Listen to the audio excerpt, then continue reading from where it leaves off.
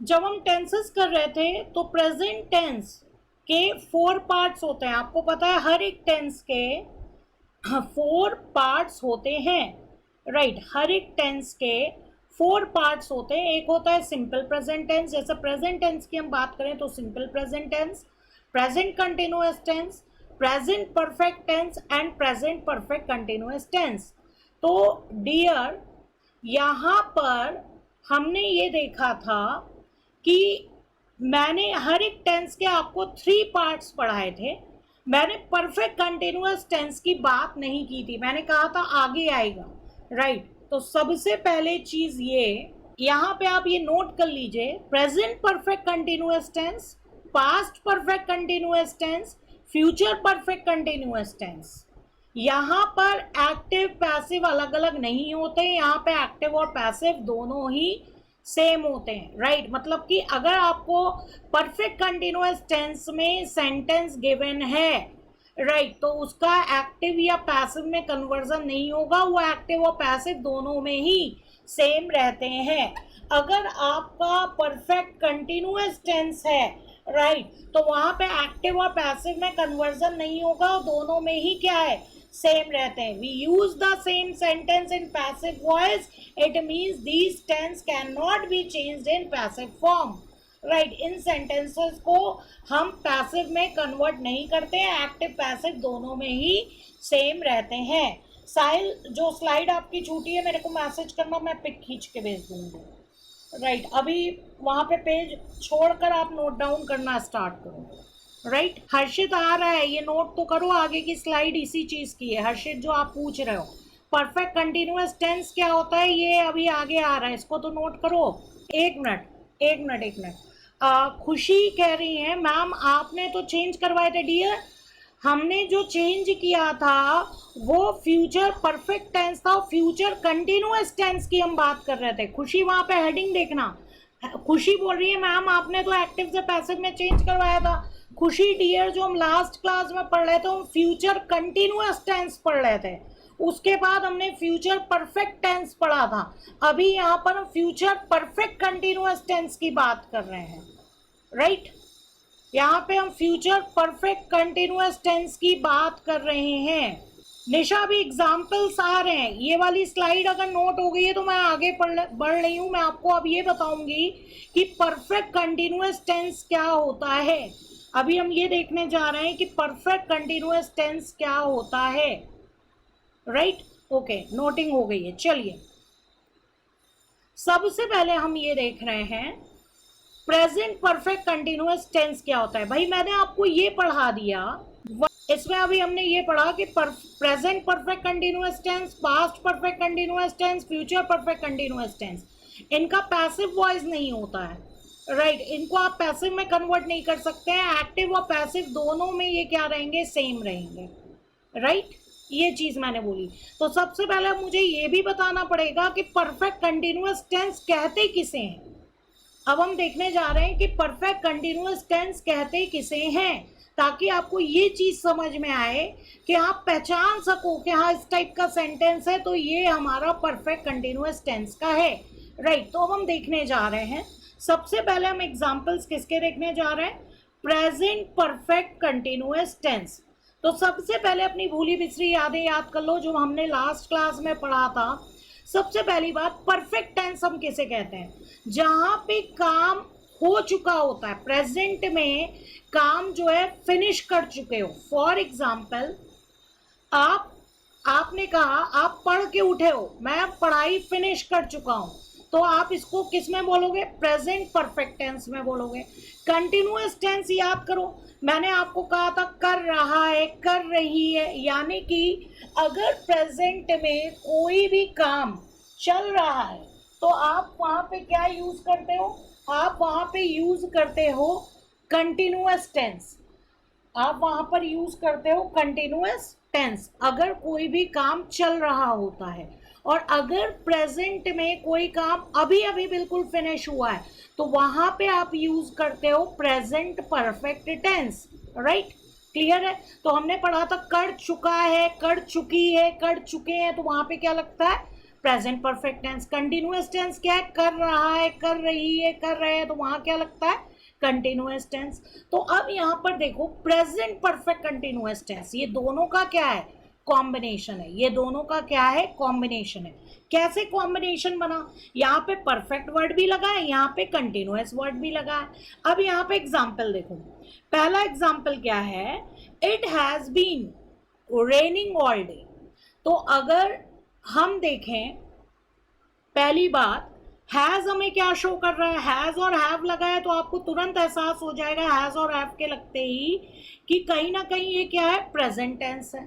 Right, has और have लगा है तो आपको समझ में आता है कि ये क्या है, प्रेजेंट टेंस है। अब इसके साथ हैज और हैव के साथ आपने देखा था, अगर प्रेजेंट परफेक्ट टेंस होता तो हैज और हैव के साथ वर्ब का क्या लगता, थर्ड फॉर्म लगता। राइट, ध्यान से सुनिएगा मेरी बात, फिर से मैं बोल रही हूं, प्रेजेंट परफेक्ट टेंस में हैज और हैव आता है, और हैज और हैव के साथ क्या लगता था, वर्ब का थर्ड फॉर्म। राइट, वंश का समझ लो, फिर मैं नोट डाउन करने का टाइम दूंगी, डोंट वरी फॉर दैट।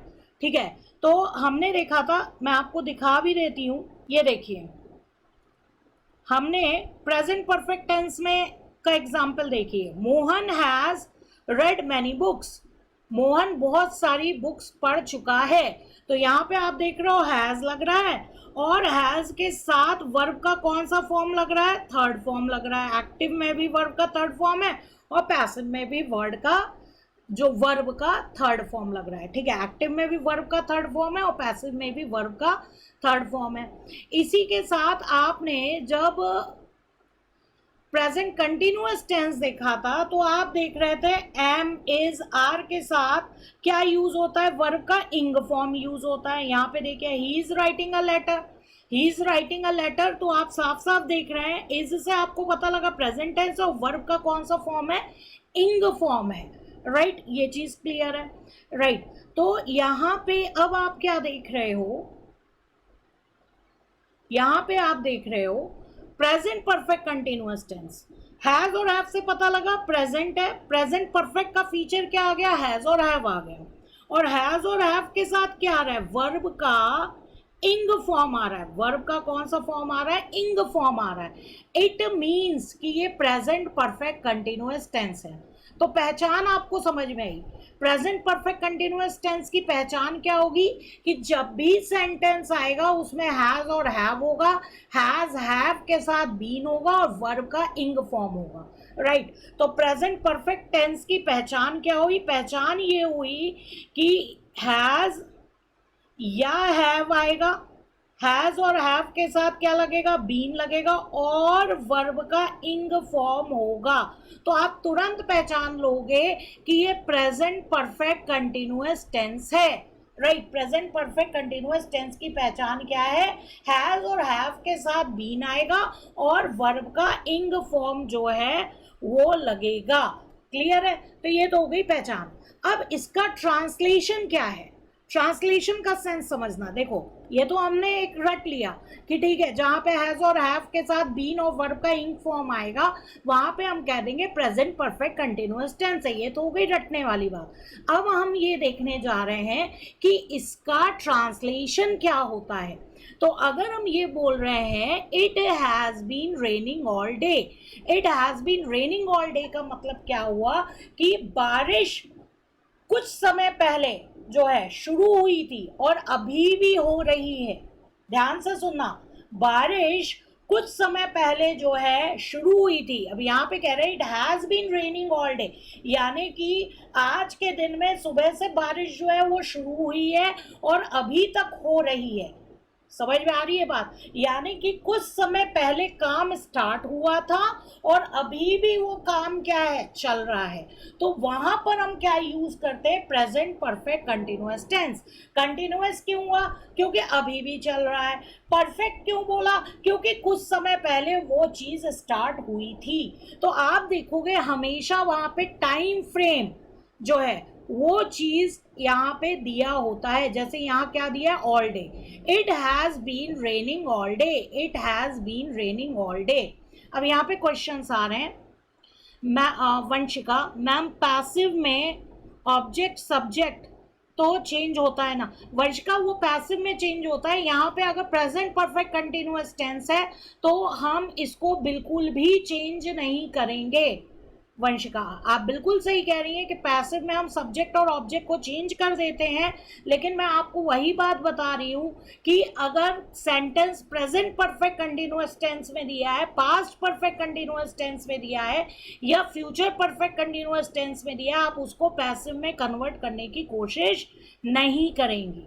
समझ में आ रही है बात वंशिका? जो रूल है ग्रामर का वो आपको फॉलो करना है, राइट। और वैसे भी आपने देखा इस सेंटेंस में ऑब्जेक्ट गिवन नहीं है, तो कभी भी परफेक्ट कंटिन्यूअस टेंस में अगर कोई सेंटेंस आता है तो उसको हम पैसिव में कन्वर्ट नहीं करते हैं। दूसरे का ट्रांसलेशन देखिए, I have been running for several miles. I have been running for several miles.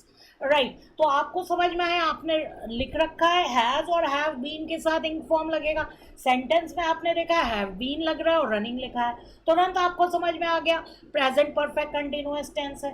Translation इसका क्या हुआ, मैं सेवरल माइल्स जो है वो दौड़ रहा हूँ, यानी कि दौड़ना आपने शुरू कर दिया था कुछ टाइम पहले, सेवरल माइल्स पहले आपने दौड़ना जो है शुरू कर दिया था और अभी भी आप दौड़ रहे हैं, वो काम अभी भी खत्म नहीं हुआ है, अभी भी आप दौड़ रहे हैं, राइट। तो इस सेंटेंस का सेंस क्या निकलता है, I have been running for several miles, she has been sleeping since noon, she has been sleeping since Noon.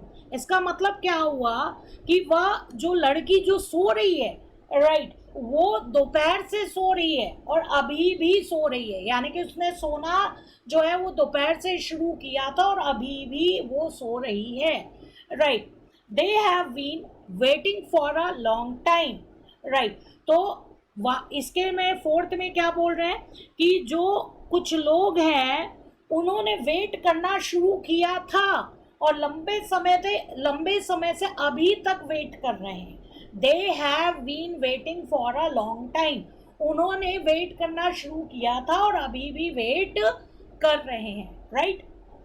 Fifth देखिए, she has been gaining weight recently, she has been gaining weight recently. इसका मतलब क्या हुआ, उसने weight put on करना जो है वो शुरू किया था और अभी भी उसका वेट जो है क्या है, बढ़ रहा है। तो इसका सेंस आपको समझ में आया कि कुछ समय पहले वो काम जो है शुरू हुआ था और अभी भी हो रहा है, तो वहां पे हम प्रेजेंट परफेक्ट कंटिन्यूअस टेंस जो है वो लगाएंगे, वहां पे हम प्रेजेंट परफेक्ट कंटिन्यूअस टेंस लगाएंगे।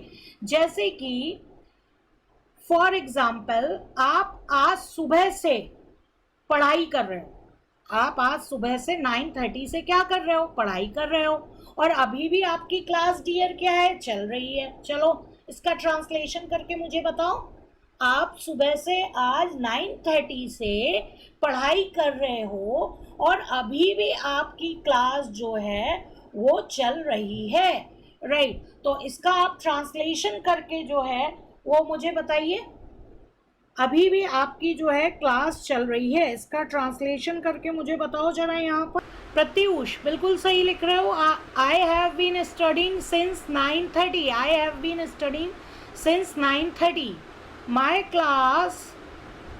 Class has been running since morning, बिल्कुल सही, ओके। सुनिए, अब कई सारे स्टूडेंट्स का एक डाउट है, ध्यान से सुनिएगा, थोड़ा सा एक्टिव पैसिव करते हुए हम ट्रांसलेशन का भी काम जो है वो सीख रहे हैं कि कैसे ट्रांसलेट होता है, कैसे सेंटेंस के स्ट्रक्चर बनते हैं। तो कुछ स्टूडेंट्स ने यहाँ पर अभी पूछा है, अभी मैं उनका नाम नहीं ले पाऊँगी क्योंकि स्क्रॉल होके उनके क्वेश्चंस ऊपर चले गए। उन्होंने पूछे सिंस और फॉर में क्या डिफरेंस है, सिंस और फॉर में क्या डिफरेंस है। आपने यहाँ पर जो है थर्ड सेंटेंस में सिंस का यूज़ किया है, जबकि आपने जो है कौन सा सेंटेंस है, सेकंड सेंटेंस में आपने फॉर का यूज़ किया है, थर्ड में आपने सिंस का यूज़ किया है। तो प्लीज़ नोट डाउन कर लो, जिनको सिंस और फॉर में कन्फ्यूज़न रहता है वो लोग नोट डाउन कर लो।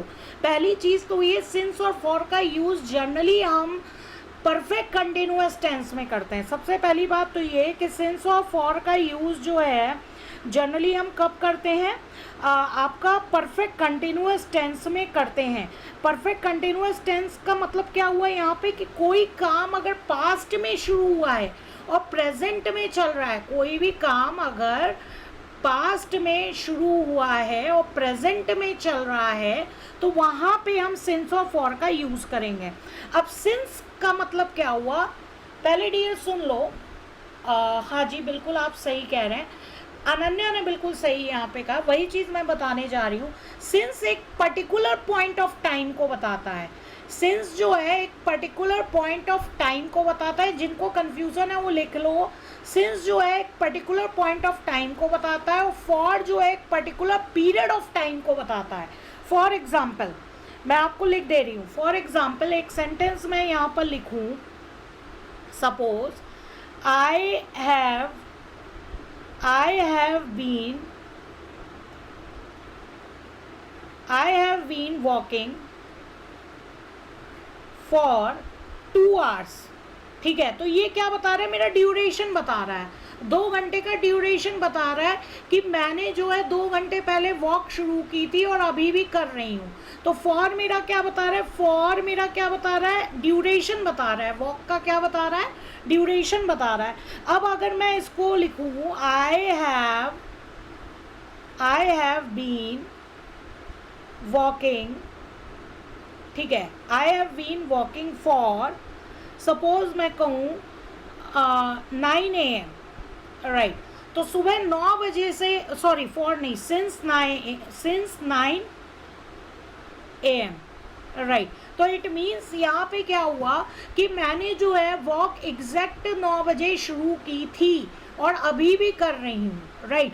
तो जैसे कि फॉर एग्जाम्पल अभी कई लोगों ने यहाँ सेंटेंस बना के भेजा, I have been studying since 9:30 AM, right. तो वहाँ पे क्या लगा, एक पर्टिकुलर आपने टाइम बता दिया, एक पर्टिकुलर आपने टाइम बता दिया कि हम जो है 9:30 से पढ़ रहे हैं और अभी तक पढ़ रहे हैं, राइट। तो यहाँ पे क्या लगेगा, सिंस लगेगा।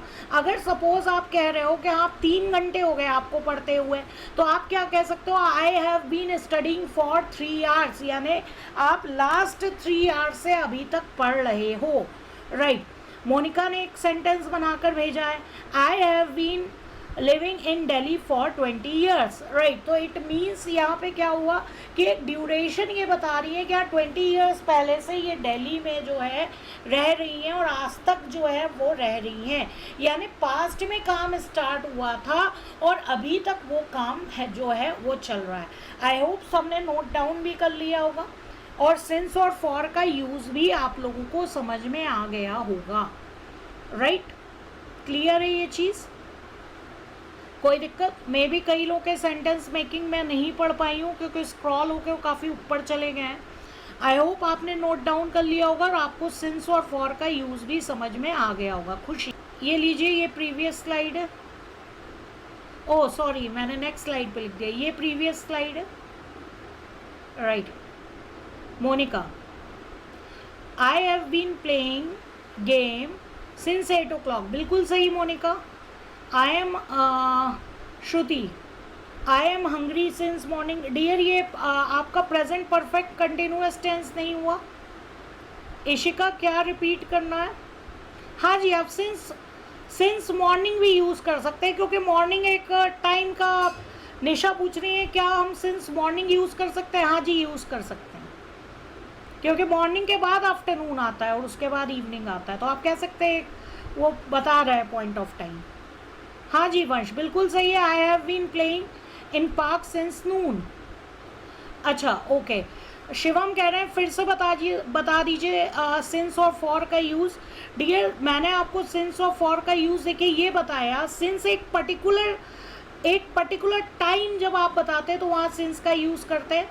फॉर का यूज़ हम तब करते हैं जब कोई आप ड्यूरेशन बता रहे होते हो, राइट। जैसे कि मैंने यहाँ पे कहा I have been walking for 2 hours, यानी लास्ट 2 hours से मैं वॉक कर रही हूँ और अभी मेरी वॉक जो है कंटिन्यू है। पिछले 2 घंटे पहले मैंने वॉक स्टार्ट की थी और अभी तक मेरी वॉक कंटिन्यू है, मैं ड्यूरेशन बता रही हूँ, राइट, कि इतने पीरियड से मैं वॉक कर रही हूँ, तो that is for 2 hours, right, for लगेगा।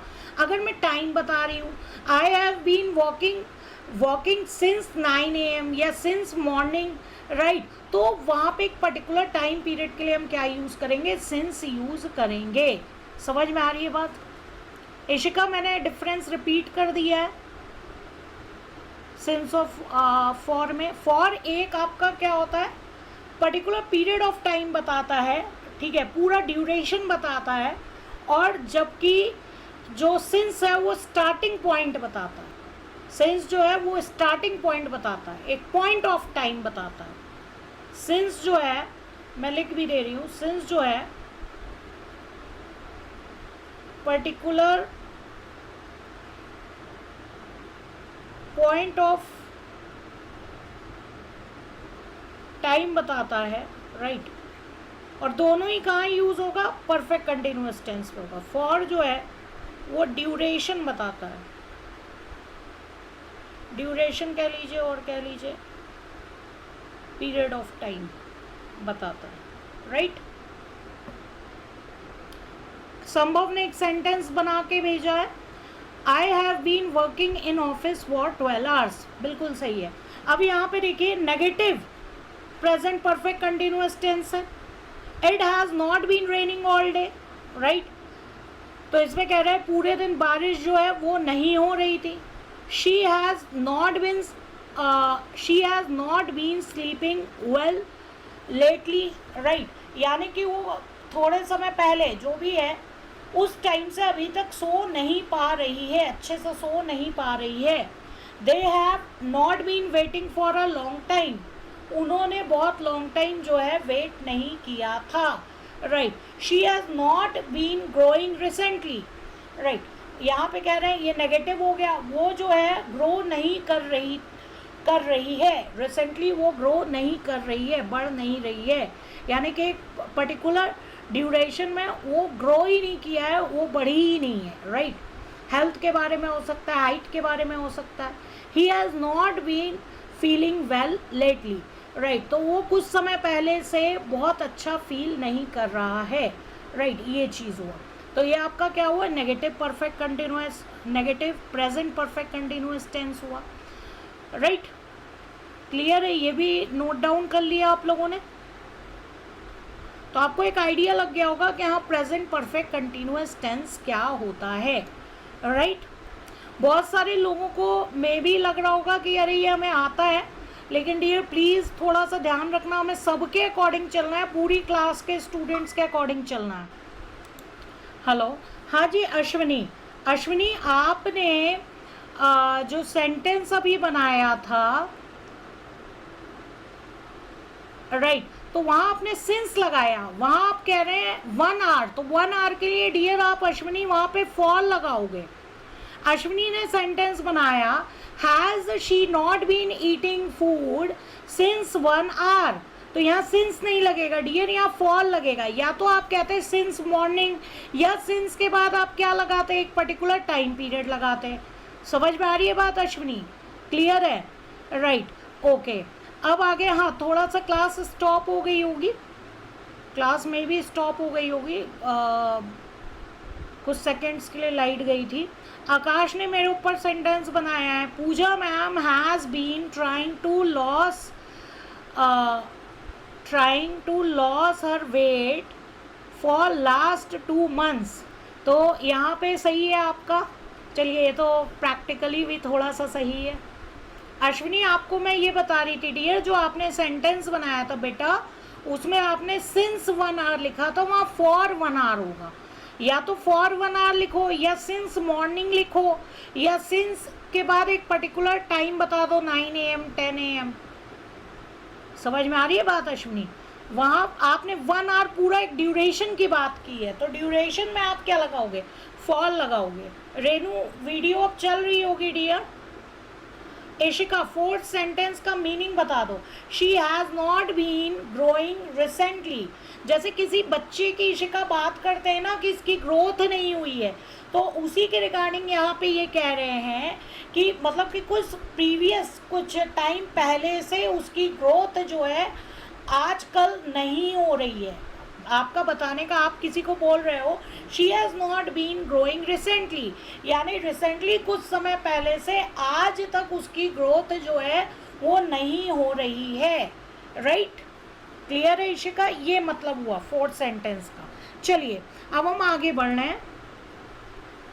अब हम किस पे आ गए हैं dear? Past perfect continuous tense में। किस पे आ गए? Past perfect continuous tense. Right, तो अभी तक हम प्रेजेंट की बात कर रहे थे। प्रेजेंट में, प्रेजेंट परफेक्ट कंटिन्यूअस टेंस में हम क्या देख रहे थे कि पास्ट टाइम से कुछ काम स्टार्ट हुआ है और वो अभी तक चल रहा है। जैसे कि आप सुबह से बैठकर पढ़ रहे हो और अभी भी पढ़ रहे हो, तो आपके दिल की बात हम तक पहुंचती रहती है। तो आपने इसको जो है ट्रांसलेट करके जो है लिख दिया। राइट, अब पास्ट परफेक्ट कंटिन्यूअस टेंस क्या हुआ? पास्ट परफेक्ट कंटिन्यूअस टेंस का मतलब ये हुआ कि पास्ट में कोई काम एक पर्टिकुलर पॉइंट ऑफ टाइम से स्टार्ट हुआ था।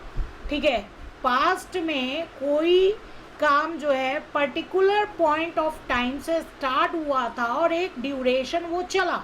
राइट, जैसे कि फॉर एग्जांपल यहाँ पे आप देखिए पहला सेंटेंस। अच्छा, प्रेजेंट परफेक्ट कंटिन्यूअस टेंस में आप क्या देख रहे थे, क्या लग रहा था? हैज़ और हैव बीन के बाद वर्ब का थर्ड फॉर्म लग रहा था। इसकी पहचान क्या हुई? Had been. हैड बीन के बाद वर्ब का जो है वो इंग फॉर्म अगर आपको दिखता है तो आप ये समझ जाएंगे कि वहाँ पे क्या है, वहाँ पे कोई काम जो है वो एक पर्टिकुलर टाइम पीरियड पहले स्टार्ट हुआ था, पर्टिकुलर पॉइंट ऑफ टाइम पे स्टार्ट हुआ था और एक ड्यूरेशन वो काम चला। समझ में आ रही है बात? तो हैड बीन और उसके साथ क्या लग गया? इंग। जैसे कि पहला एग्जाम्पल हम देख रहे हैं। पहला एग्जाम्पल हम क्या देख रहे हैं? I had been waiting for at the bus stop for an hour when the bus finally arrived. Right, यहाँ पर आप ये देख रहे हैं कि I had been waiting for at the bus stop for an hour, यानी 1 घंटा। पास्ट में 1 घंटे मतलब 1 आवर है, तो सपोज 9 AM से सपोज आपने वेट करना स्टार्ट किया और 10 AM तक आप जो है वेट कर रहे हैं, तो बस क्या है 10 बजे आई। ये मैं आपको एग्जाम्पल सेंस समझा रही हूँ। तो यहाँ पे जो बोल रहा है I had been waiting for at the bus stop, I have been waiting, ये यहाँ पे I have been waiting at the bus stop for an hour when the bus finally arrive, यानी कि यहाँ पे कहने वाला ये बताना चाहता है कि मैंने पूरे 1 घंटे जो है वेट किया और 1 घंटे के इंतज़ार के बाद जो है वो बस आई थी। तो एक ड्यूरेशन बता रहे हैं आप पास्ट में कि एक पूरे ड्यूरेशन में वो जो है काम चल रहा था। यहाँ पे अगर पास्ट परफेक्ट कंटिन्यूअस टेंस जो है उसमें सेंटेंस लिखा जा रहा है। जैसे कि सेकंड में आप फिर देखिए, she had been sleeping until her alarm woke her up. Right, यानी कि पूरे ड्यूरेशन के लिए बोल रहा है कि हाँ वो सो रही थी जब तक उसका अलार्म जो है वो नहीं बजा। राइट, तो यहाँ पे एक पूरा ड्यूरेशन बता रहे हैं पास्ट परफेक्ट कंटिन्यूअस टेंस में। They had been studying for several hours. अब देखो फॉर सेवरल आवर्स यानी कि कुछ घंटों के लिए जो है उन्होंने पढ़ाई की थी। बिफोर द लाइब्रेरी क्लोज्ड, जब तक लाइब्रेरी क्लोज नहीं हो गई थी। राइट, लाइब्रेरी क्लोज होने के पहले तक उन्होंने कुछ घंटे पढ़ाई की थी। तो पास्ट टेंस में एक पूरा ड्यूरेशन बताना चाह रहे हैं। आई वॉज सो टायर्ड, मैं इतना थक गया था, because I had not been sleeping well. एक पूरे ड्यूरेशन के लिए सामने वाला बता रहा है क्योंकि मैं उस टाइम तक सो नहीं पाया था। एक पूरे ड्यूरेशन में वो जो है वो सो नहीं पाया था, वो ये बता रहा है। जो आई अपने आप को कह रहा है वो ये चीज़ बता रहा है। I gained weight because I had not been exercising. मैंने वेट गेन किया था क्योंकि मैंने एक्सरसाइज नहीं की थी। एक ड्यूरेशन में उसने एक्सरसाइज नहीं की थी। तो जब भी आप पास्ट में एक ड्यूरेशन की बात करना चाहते हैं वहाँ पे आप जो है परफेक्ट कंटिन्यूअस टेंस जो है वो यूज़ करते हैं।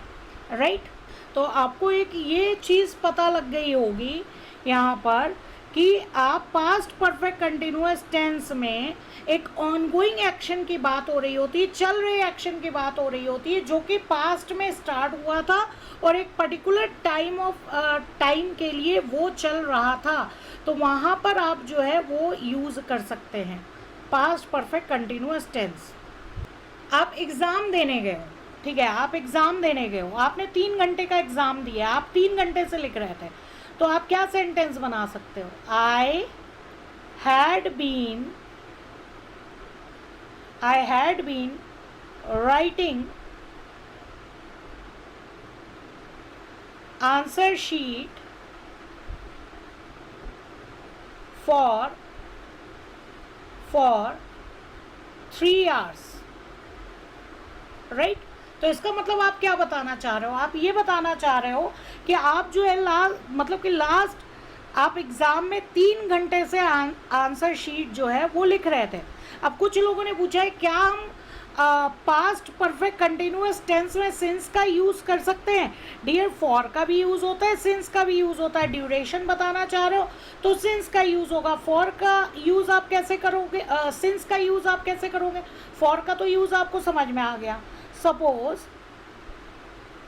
he had been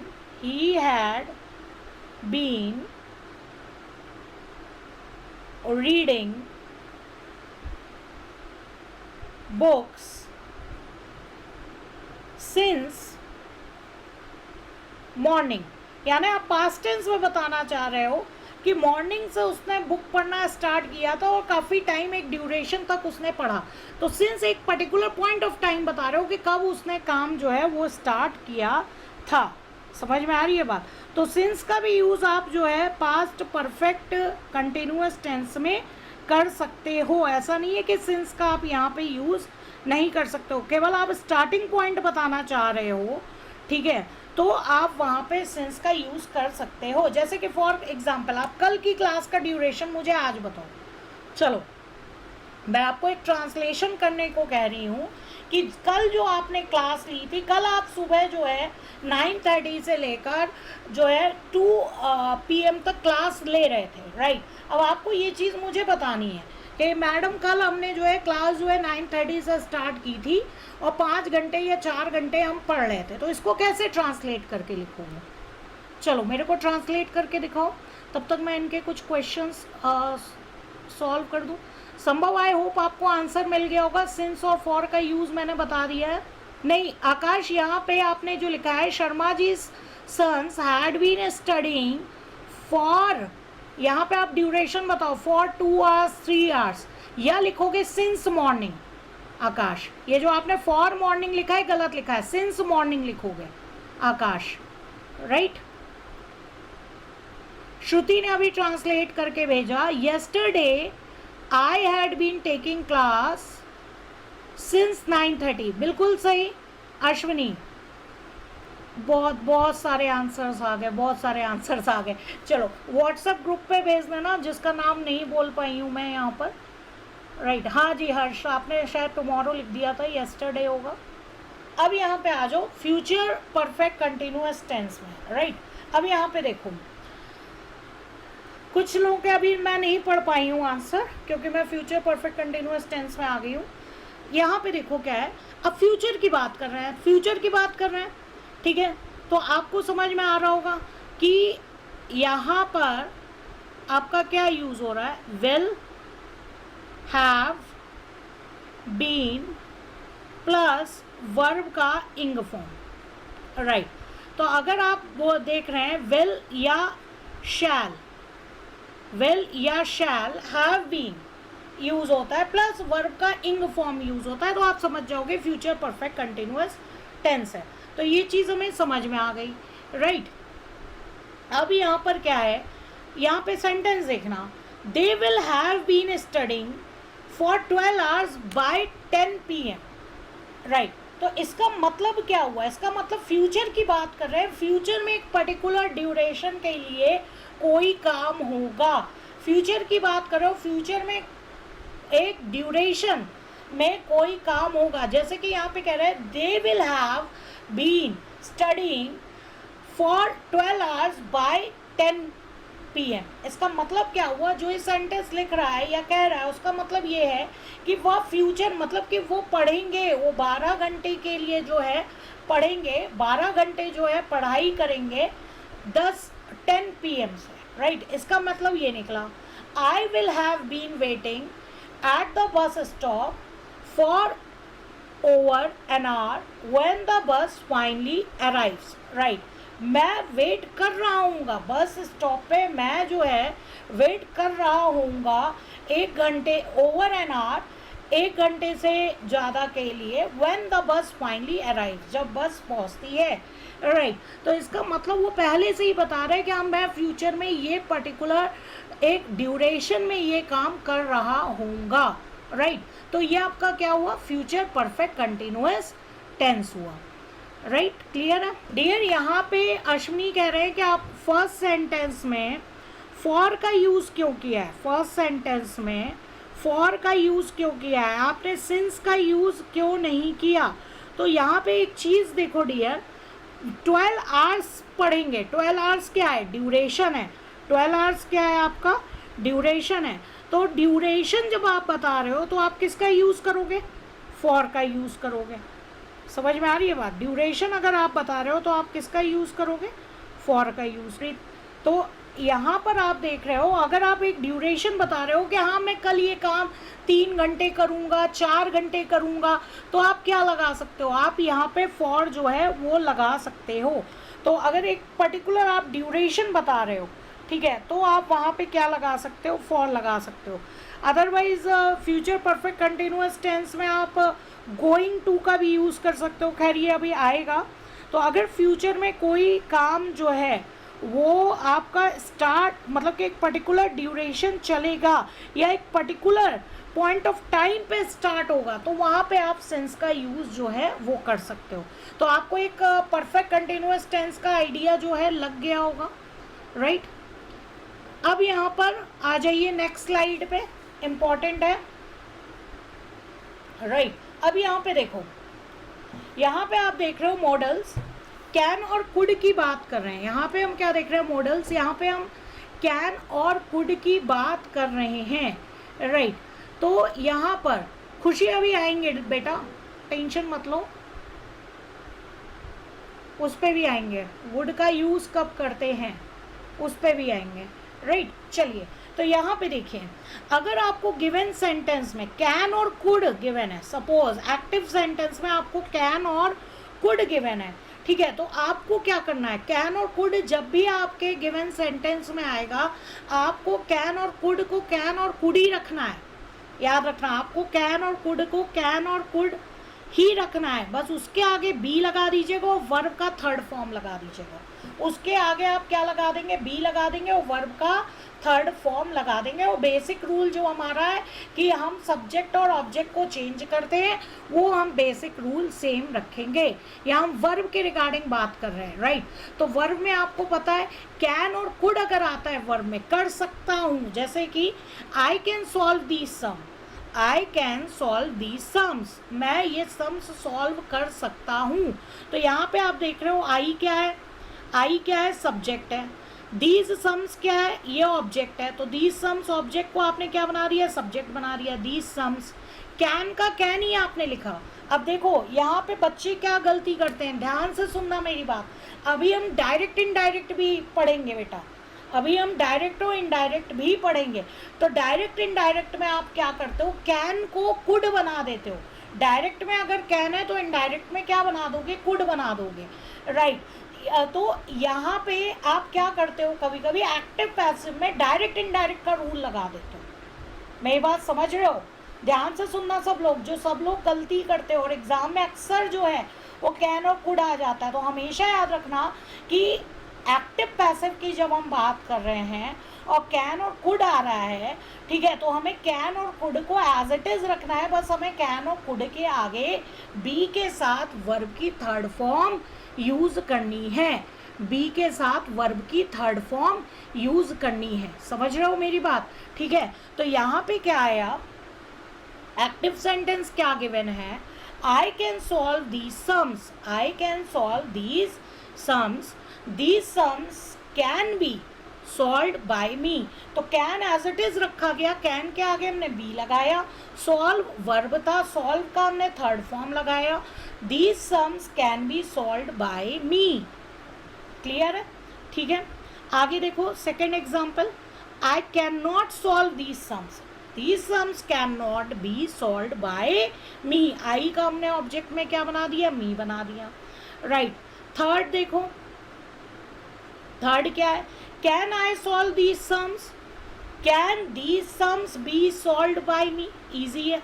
आप पहले अगर ऐसा अगर कोई इंट्रोगेटिव सेंटेंस आता है, राइट, क्या वाला आता है, मतलब कि वर्ब को आगे लाके इंट्रोगेटिव बना दिया जाता है, तो आप पहले उसको सिंपल सेंटेंस में कन्वर्ट करो, सिंपल सेंटेंस का पैसिव बना दो और फिर उसको इंट्रोगेटिव में कन्वर्ट कर दो, राइट।